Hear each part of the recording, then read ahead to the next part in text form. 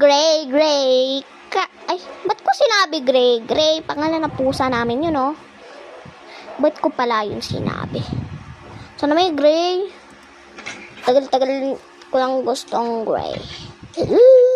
Tagal-tagal na daw.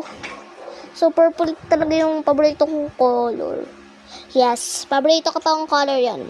Kaya mag-comment na kayo doon sa purple na ginawa ko na yan. Baka, pwede naman kayo mag-subscribe doon sa video ko. Kasi ang tagal ko nang naghihintay na magkaroon ng subscriber. No, you're the tanga-tanga.